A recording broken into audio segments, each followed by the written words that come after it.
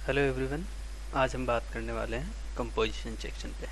किसी भी लैंग्वेज में कंपोजिशन एक बहुत ही इम्पॉर्टेंट पार्ट होता है। यही वो सेक्शन है जहां हम अपने आइडियाज़ को, अपने विचारों को, अपनी प्रॉब्लम को लिखकर एक्सप्रेस करते हैं। कंपोजिशन में आज हम बात करने वाले हैं लेटर राइटिंग पर। लेटर एक इम्पॉर्टेंट पार्ट है।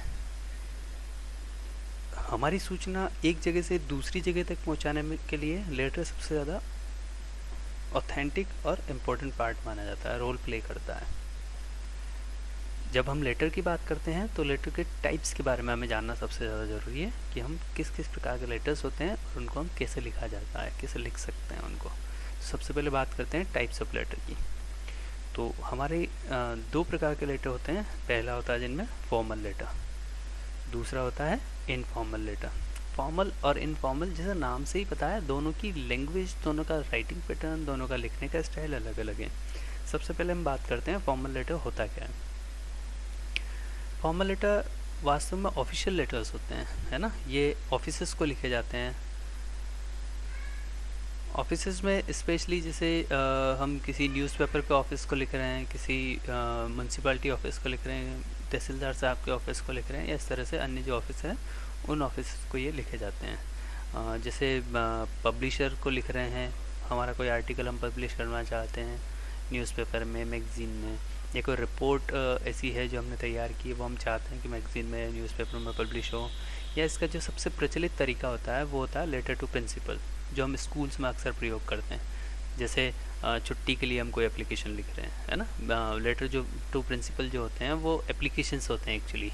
और या हम ये कहें कि जो पूरा फॉर्मल लेटर सेक्शन है वो सारे एप्लीकेशंस ही होते हैं बेसिकली, जिसमें हम किसी पोस्ट के लिए अप्लाई कर रहे हैं या हमारा कोई रिक्वेस्ट है वो रिक्वेस्ट रख रहे हैं, वो सब कुछ फॉर्मल लेटर सेक्शन में आता है।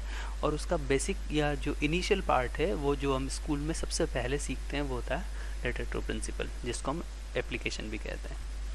दूसरी तरफ हम बात करते हैं इनफॉर्मल लेटर्स की। Informal letters non official letters होते हैं। ये किसी ऑफिस को या किसी डिपार्टमेंट को नहीं लिखे जाते हैं, बल्कि ये लिखे जाते हैं फ्रेंड्स और फैमिली को। हम अपने मित्रों को, दोस्तों को, फैमिली मेम्बर को, फादर को, मदर को, ब्रदर को, सिस्टर को, या जिसको भी हम लिखना चाहते हैं वो। जैसा कि इनके नाम से ही क्लियर है, फॉर्मल लेटर और इनफॉर्मल लेटर, इनकी लैंग्वेज भी इसी प्रकार की होती है। जिस तरह हम अपने दोस्तों से बात करते हैं, फैमिली मेम्बर से बात करते हैं, तो वहाँ हम बहुत ज़्यादा पर्सनल होकर बात करते हैं। तो वहाँ उसी तरह की लैंग्वेज हम यूज़ करेंगे, जबकि हम इनफॉर्मल लैंग्वेज उसको कहते हैं। और जबकि हम फॉर्मल लेटर्स की बात करते हैं तो फॉर्मल लेटर्स जो ऑफिशियल्स को जिस तरह से हम बहुत ही अनुशासित होकर बात करते हैं, डिसेंटली बात करते हैं, तो उसी प्रकार की लैंग्वेज हम यूज़ करेंगे। दोनों प्रकार के लेटर को समझने के लिए सबसे पहले इनको किस तरह लिखा जाता है, कैसा लैंग्वेज पैटर्न होता है, किसी पर्पज़ होते हैं उनके, या उनका फॉर्मेट स्टाइल क्या होता है, राइटिंग फॉर्मेट स्टाइल क्या होता है, वो जानना हमें सबसे ज़्यादा ज़रूरी है। क्योंकि हम अगर दोनों पर डिस्कस करने लगे तो ये काफ़ी लंबा लेसन हो जाएगा, बहुत लंबी डिस्कशन हो जाएगी। तो हम आज केवल बात करेंगे फॉर्मल लेटर्स पे। सबसे पहले बात कर लेते हैं इसके फॉर्मेट पे।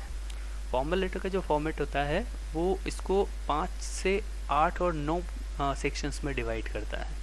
ये डिवीज़न इसलिए भी इम्पोर्टेंट है कि जो लेटर लिख रहा है, जो स्टूडेंट जो लेटर लिख रहा है, वो इन सारे सेक्शन को, इनके इम्पोर्टेंस को समझे, साथ ही साथ वो अपने आइडिया को ब्रेक करते हुए आसानी से एक्सप्रेस कर पाए।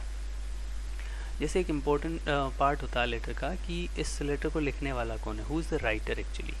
तो वो जो लेटर लिखने वाला है, जो लेटर भेजने वाला है, वास्तव में उसका एड्रेस सबसे पहले लिखा जाता है। सेंडर्स एड्रेस, है ना, फ्रॉम एड्रेस, हम कहाँ से लिख रहे हैं, किस जगह हैं हम, है ना। दूसरा इसका इम्पोर्टेंट पार्ट होता है डेट, किस डेट को, किस दिन हम इसको लिख रहे हैं।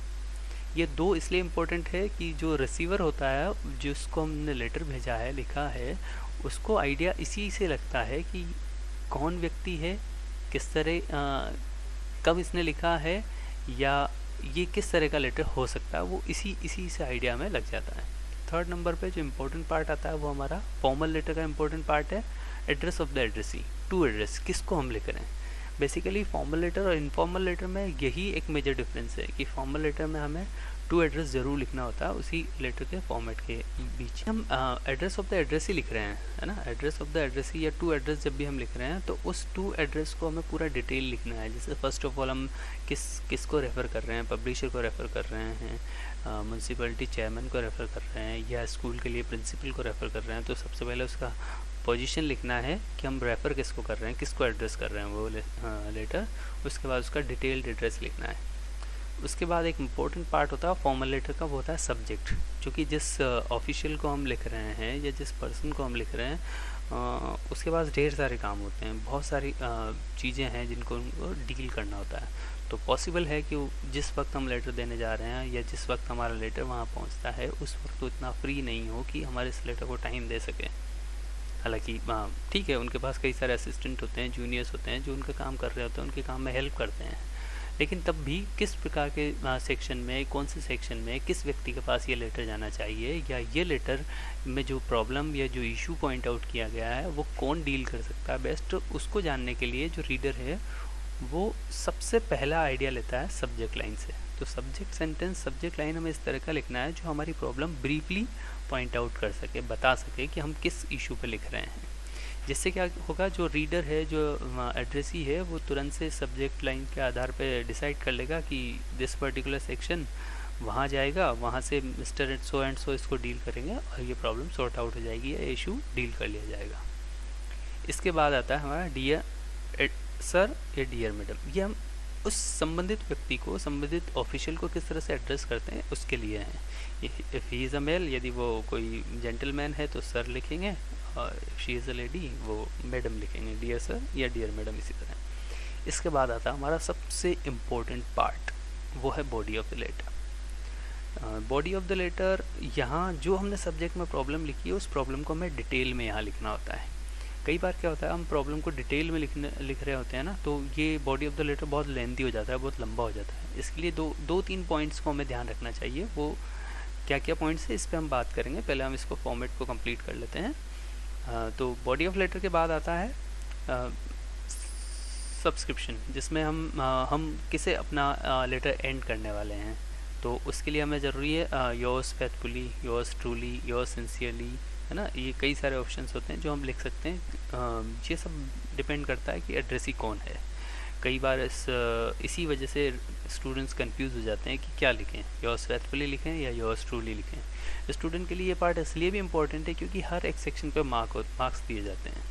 तो यदि कहीं कुछ गलत हो गया तो वो मार्क्स चले जाएंगे उनके। तो उनके लिए, स्टूडेंट के लिए एडवाइसेबल होता है कि वो केवल योर्स लिख दें, उससे भी उनका काम चल सकता है ना। इसके बाद हमें सिग्नेचर करना है। सिग्नेचर चूँकि कई बार इलिजिबल होते हैं तो उसके बाद हमें अपने कैपिटल लेटर्स में अपना ब्रैकेट में नाम लिखना है ना। ये बेसिक फॉर्मेट है। फॉर्मेट का हर एक सेक्शन, चाहे वो फ्रॉम एड्रेस हो, टू एड्रेस हो, सब्जेक्ट हो, बॉडी ऑफ लेटर हो या लास्ट का सेक्शन हो, इन सब के अलग अलग मार्क्स होते हैं। मेजर मार्क हमारे बॉडी ऑफ द लेटर के होते हैं, और बॉडी ऑफ द लेटर को हमें पूरा डिटेल में हमारी प्रॉब्लम बतानी होती है, इशू बताना होता है।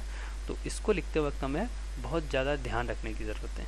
क्या ध्यान रखना है, क्या पॉइंट्स है जिनको हम फोकस कर सकते हैं। वो सबसे पहला पॉइंट होता है पर्पस ऑफ द लेटर, क्यों लिख रहे हैं, है ना।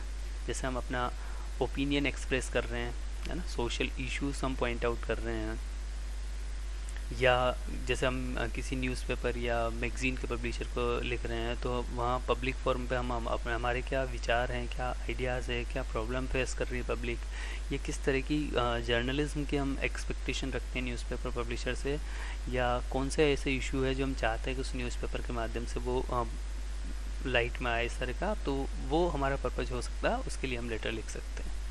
बॉडी ऑफ द लेटर ये सबसे इम्पोर्टेंट पार्ट होता है, इसीलिए इसे को कहा जाता है कि इसका जो प्रेजेंटेशन है वो कंसाइज होना चाहिए। बहुत ज़्यादा लेंदी नहीं हो, बहुत ज़्यादा लंबा नहीं हो, छोटा हो, लेकिन सारी सूचनाएं लिए हुआ हो, है ना। It should contain all relevant details, सारी जो इम्पोर्टेंट डिटेल्स है वो इसमें होनी चाहिए। ज़्यादा लंबा ना लगे इसके लिए हम क्या कर सकते हैं, इसको 2 या 3 पैराग्राफ्स में डिवाइड कर सकते हैं। जैसे फर्स्ट पैराग्राफ में हम अपनी प्रॉब्लम रखते हैं, जिस प्रॉब्लम की तरफ हम संबंधित ऑफिशियल का ध्यान चाहते हैं, अटेंशन लाना चाहते हैं, वो प्रॉब्लम रख दें। सेकंड पैराग्राफ में हम उसकी डिटेल एक्सप्लेन कर दें कि ये प्रॉब्लम क्या है, किस वजह से क्या हो रहा है, इस प्रॉब्लम की वजह से किसे या हमारा इशू क्या है उसकी वजह से, या उसके लिए क्या क्या किया जा सकता है वो हम वहाँ बता सकते हैं। थर्ड पैराग्राफ में हम उस पर्टिकुलर अथॉरिटी से क्या एक्सपेक्ट कर रहे हैं, क्या एक्शन हम चाहते हैं कि वो अथॉरिटी इस पर ले, वो थर्ड पैराग्राफ में हम लिख सकते हैं। और इसके साथ ही हम अपना बॉडी ऑफ द लेटर ख़त्म करते हैं। बॉडी ऑफ द लेटर लिखते वक्त हमें इस बात का भी ध्यान रखना चाहिए कि हम किस तरह की लैंग्वेज यूज़ कर रहे हैं। लैंग्वेज ऑफ द लेटर, है ना, लैंग्वेज ऑफ द लेटर बहुत फॉर्मल होना चाहिए, जैसा कि इसका नाम भी है फॉर्मल लेटर, तो उसी तरह की फॉर्मल लैंग्वेज इसमें यूज़ करनी है हमें।